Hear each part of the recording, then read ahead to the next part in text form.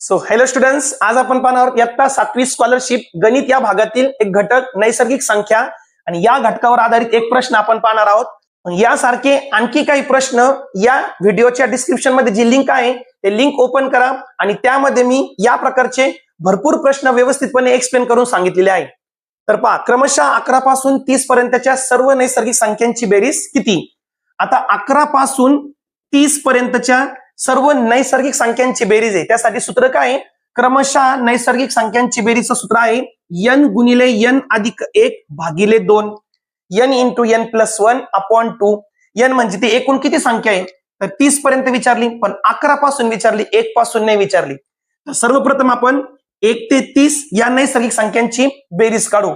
तर एकूण किती आहे? 30 संख्या आहे. मग 30 गुणिले n म्हणजे 30, 30 अधिक 1 31 भागिले 2. आता एक सम आणि विषम संख्या असणारच यामध्ये, मग सम संख्येला भाग द्या म्हणजे 30 चे निम्मे करा 15. 15 गुणिले 31, 15 1 15, हातचाला 1, 15 त्रिक 45 आणि 1 46 म्हणजे 465.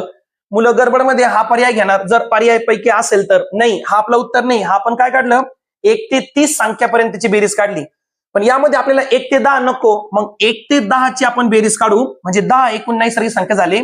10 गुणिले 11 भागिले 2 म्हणजे इथे भाग गेला 5. 5 गुणिले 11 म्हणजे 55. मग 55 म्हणजे 1 ते 10 नैसर्गिक संख्यांची बेरीज, जे की आपल्याला नको. आपल्याला 11 ते 30 पाहिजे. मग यामधून काय करणार आपण? 55 वजा करणार. 465 वजा 55, तुम्हाला उत्तर किती मिळणार आहे? 410. पर्याय क्रमांक 1.